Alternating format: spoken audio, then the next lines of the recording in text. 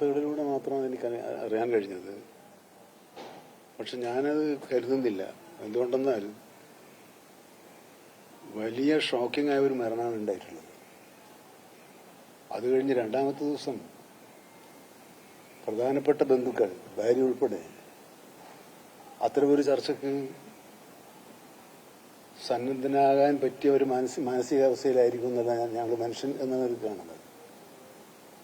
അഭ്യൂഹങ്ങൾ മാത്രമായിരിക്കും എന്നാണ് ഞാൻ വിചാരിക്കുന്നത്. ഞാൻ ബന്ധപ്പെടാൻ ശ്രമിച്ചപ്പോൾ അവരെല്ലാം അതുമായി ബന്ധപ്പെട്ട ചടങ്ങിലാണ്.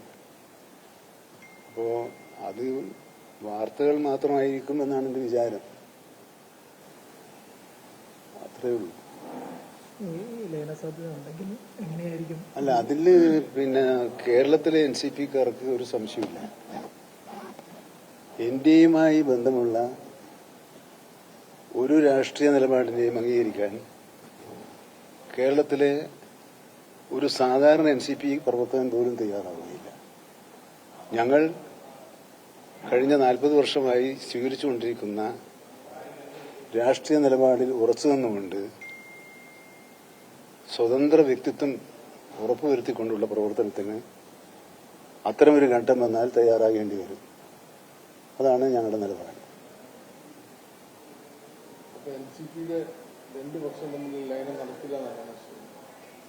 അല്ല, നമ്മളൊരു സാധാരണ മനുഷ്യന്മാരെന്നുള്ളതിൽ ഈ 2 ദിവസത്തിനകം നടക്കുമെന്ന് എനിക്ക് തോന്നിയില്ല. അല്ല, പിന്നെ നേരത്തെ തന്നെ തുടങ്ങി വെച്ചതിന്റെ തുടർച്ചയായിരിക്കണം.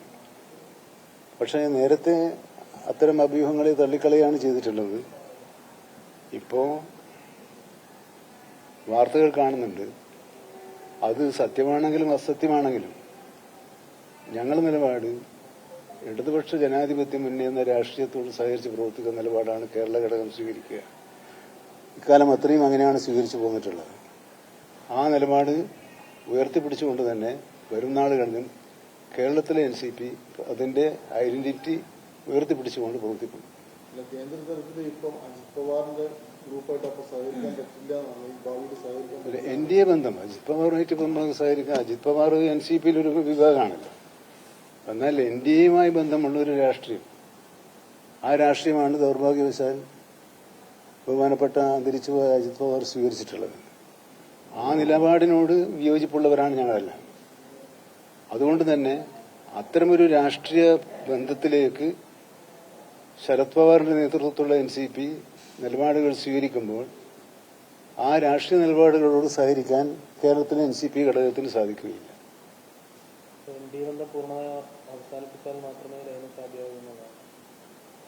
ഞങ്ങളതിനേയുള്ളൂ. അവിടെ എങ്ങനെയാണെന്ന് എനിക്ക് പറയാൻ കഴിയില്ല. കേരളത്തിലെ NCP NDA-യിലെ ഒരു ഘടകകക്ഷിയായിട്ട് സഹകരിച്ചിട്ട് ആയി മാറുന്ന ഒരു സാഹചര്യത്തിൽ ഞങ്ങൾക്കതുമായി സഹകരിക്കാൻ സാധിക്കില്ല. ഇതാണ് നിലപാട്. ഇത്തവണ തെരഞ്ഞെടുപ്പിൽ നേതൃസ്ഥാനത്തേക്ക് മാറി നിന്നുകൊണ്ട് ചുക്കാൻ പിടിക്കുമെന്നുള്ള കാര്യങ്ങളൊക്കെയാണ് പുറത്തു വരുന്നത്. അല്ല, അപ്പൊ അത് എന്നിൽ അവർക്കുള്ള വിശ്വാസമല്ലേ നേതൃസ്ഥാനത്തേക്ക് ഞാൻ വരണമെന്ന് പറഞ്ഞാൽ? അല്ല, അതൊക്കെ വാർത്തകളാണ്. അല്ല, എന്റെ പ്രവർത്തകന്മാർക്ക് എന്നിലുള്ള ഈ ഘട്ടത്തിൽ, പ്രതിസന്ധി ഘട്ടത്തിൽ പാർട്ടിയുടെ നേതൃത്വത്തിലേക്ക് താങ്കളാണ് വരേണ്ടതെന്ന് എന്നോട് പറയുമ്പോൾ അത് അവരുടെ എന്നിലുള്ള അവരുടെ വിശ്വാസമാണ് കാണിക്കുന്നത്. പക്ഷെ അതൊക്കെ പത്രവാർത്തകൾ മാത്രമാണ് എന്നാണ് എനിക്ക് അതിനെപ്പറ്റി പറയാനുള്ളത്. അല്ല, അതല്ലാതെ പ്രായോഗിക അതിന്റെ ഒരു പോംവഴി എന്നുള്ള നിലക്ക് പറഞ്ഞതായിരിക്കും. പറഞ്ഞിട്ടുണ്ടെങ്കിൽ, പറഞ്ഞാണെന്ന് എനിക്കറിയില്ല. പറഞ്ഞിട്ടുണ്ടെങ്കിൽ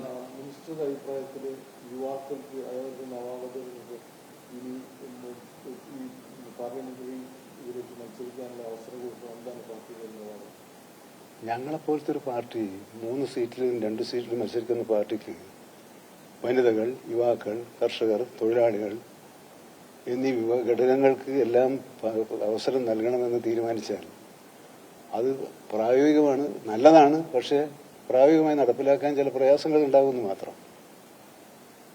വരണമെന്നാഗ്രഹമുണ്ട്. പക്ഷേ 3 സീറ്റിൽ മത്സരിക്കുന്ന ഒരു പാർട്ടി ട്രേഡ് യൂണിയൻ വിഭാഗത്തെ തീർത്ത് CPM ആണെങ്കിലും കോൺഗ്രസ് ആണെങ്കിലും BJP ആണെങ്കിലും അവർക്ക് 10, 50, 40 സീറ്റിൽ മത്സരിക്കുന്നവരാണ്. എല്ലാ ഘടകങ്ങളെയും സാറ്റിസ്ഫൈ ചെയ്യാൻ അവർക്ക് സാധിക്കും, ഏറ്റക്കുറച്ചിലോടുകൂടിയാണെങ്കിലും. അങ്ങനെയാണ് CPM CPI ചെയ്യുന്നത്. അങ്ങനെയാണ് ഇടതുപക്ഷ ജനാധിപത്യ മുന്നണിയിലെ CPI-യും CPM-ഉം. എന്താണ് PJ ജോസഫിന് മാറാൻ കഴിയാത്തത്? അപ്പം അത് പ്രായോഗികമായിട്ടാണ്, അല്ലാതെ അത് ആശയം നല്ലതാണ്. പക്ഷേ ഇപ്പം തന്നെ 3 പ്രാവശ്യത്തിൽ കൂടുതൽ മത്സരിച്ചവർ മത്സരിക്കാൻ പാടില്ല എന്നൊരു നിലപാടുണ്ടല്ലോ. പക്ഷെ ജയസാധ്യത കണക്കിലെടുത്ത് ആ നിലപാടുകളിൽ വ്യത്യാസം വരുത്തേണ്ടി വരുമെന്ന് 2 പാർട്ടികളും പ്രഖ്യാപിച്ചു കഴിഞ്ഞിട്ടുണ്ട്. മുസ്ലിം ലീഗും അങ്ങനെ പ്രഖ്യാപിച്ചു കഴിഞ്ഞിട്ടുണ്ട്. മുസ്ലിം ലീഗ് അങ്ങനെ ആലോചിച്ച പാർട്ടിയാണ്. അപ്പോൾ നമ്മള് NCP ആ നിലപാടിലേക്ക് തന്നെ അല്ല, NCPക്ക് ഇങ്ങനെ ഒരു പരിമിതിയുണ്ട്, പാടില്ല എന്നല്ല, പരിമിതിയുണ്ട്. ആ പരിമിതി നിന്നുകൊണ്ട്, കാരണം ഇത്തവണ LDF ലക്ഷ്യമിടുന്നത് ഏറ്റവും കൂടുതൽ ജയസാധ്യത ആർക്കാണ്, അങ്ങനെയുള്ള സ്ഥാനാർത്ഥിയായിരിക്കണം ഇടതുപക്ഷ ജനാധിപത്യ മുന്നണിയിലെ ഓരോ ഘടകകക്ഷിയും കണ്ടെത്തേണ്ടതെന്നും അങ്ങനെയുള്ള ഒരു നിലപാട് സ്വീകരിച്ചാൽ മാത്രമേ 3ാം ഘട്ടം 3ാം തവണ എന്ന ഞങ്ങളുടെ ആഗ്രഹം സാധിക്കുകയുള്ളൂ എന്ന നിലപാടാണ് ഞങ്ങൾ എടുത്തിട്ടുള്ളത്. മുന്നണിക്കുള്ളിൽ ഓരോ പാർട്ടിയും ടേം വ്യവസ്ഥ വെക്കുമ്പോൾ നിലവിൽ അപ്പോൾ NCPM അങ്ങനെ ഒരു കാര്യത്തിലേക്ക് അത് നല്ലതാണ്. പക്ഷെ പ്രായോഗികമായി ചില പാർട്ടികൾക്ക് നടപ്പിലാക്കാൻ കഴിയില്ല. പ്രായോഗികതയുടെ പ്രശ്നം മാത്രമേ ഉള്ളൂ. ഇവിടെ ഇപ്പൊ ഞാൻ മാറിയാൽ ആരാ വരിക? അങ്ങനെയാണ് നിങ്ങൾ ചോദിച്ചോളൂ. ഇവിടുത്തെ ഒരു യുവാവ് ആരാ? ഒരു 10-35 വയസ്സുള്ള ഒരു യുവാവ് ആരാണ്? അടുത്ത് സൂര്യാരായണൻ 23 വയസ്സാ യുവാവാണ്. 60 വയസ്സാണ് യുവാവാണ്.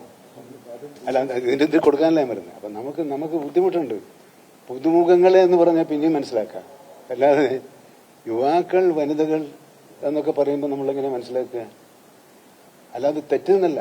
ആ ആഗ്രഹം ഉണ്ടാകുന്നതും അങ്ങനെ ഒരു ആവശ്യം ഉന്നയിക്കുന്നതും ന്യായമായ ആവശ്യമാണ്, ന്യായമായി പരിഗണിക്കേണ്ട ഒരു പ്രശ്നമാണ്. പക്ഷെ പറ്റില്ല എന്നല്ല ഞാൻ പറഞ്ഞത്, പരിമിതികളുണ്ട് എന്ന് ഞാൻ പറഞ്ഞു. മന്ത്രി വി ശിവൻകുട്ടിക്കെതിരെ പ്രതിപക്ഷ നേതാവ് പ്രധാന ശ്രദ്ധിച്ചു എന്താണെന്ന് പറയുന്നത്? അല്ല, പ്രതിപക്ഷ നേതാവിന് ഈ സ്ഥലകാല ഭ്രമം സംഭവിച്ചിട്ടുണ്ടെന്ന് എനിക്ക് തോന്നുന്നു. കാരണം അദ്ദേഹം എന്തല്ല പറയുന്നത്? അദ്ദേഹം സ്വീകരിച്ച നിലപാടെന്താ? നിയമസഭയിൽ പാർലമെന്ററി ഡെമോക്രസിയുടെ വക്താവായി ജനങ്ങളുടെ മുമ്പിൽ നിറഞ്ഞു നിൽക്കുന്ന കോൺഗ്രസിന്റെ ഒരു പ്രതിനിധി അസംബ്ലിയുടെ നടപടിച്ചട്ടങ്ങളിൽ സഹകരിക്കാതെ എങ്ങനെയാണ് ജനകീയ പ്രശ്നം ഉന്നയിക്കുക? ഇപ്പോഴും അവർ ജനകീയ പ്രശ്നം അസംബ്ലിയിൽ ഉന്നയിക്കാതെ ഒളിച്ചോടുകയല്ലേ ചെയ്തിട്ടുള്ളത്. അപ്പൊ അദ്ദേഹത്തിന് എന്താ പറയുന്നത്? കാരണം അതിന്റെ കാരണം അദ്ദേഹം ഇപ്പൊ തന്നെ 100 സീറ്റിൽ ജയിച്ചൊരു മുന്നണിയുടെ മുഖ്യമന്ത്രിയാണ് എന്ന നിലയിലാണ് സംസാരിക്കുന്നത്. അങ്ങനെയാണെങ്കിൽ പോലും നല്ല ഭാഷ ഉപയോഗിക്കേണ്ടതാണ്. നല്ല ഭാഷ വിമർശിക്കാമല്ലോ. വിമർശിക്കുമ്പോൾ ഒരു മലയാള ഭാഷയിൽ നല്ല ഒരുപാട് പദങ്ങളുണ്ട്, അത് ഉപയോഗിച്ചു. പക്ഷെ ആ ഒരു രാഷ്ട്രീയ മര്യാദയിലേക്ക് അദ്ദേഹം എത്തുന്നില്ല എന്നത് നമ്മുടെ പ്രതിപക്ഷത്തിന്റെ ദുർഗതി എന്ന് മാത്രമേ അതിനെപ്പറ്റി പറയാൻ സാധിക്കുള്ളൂ.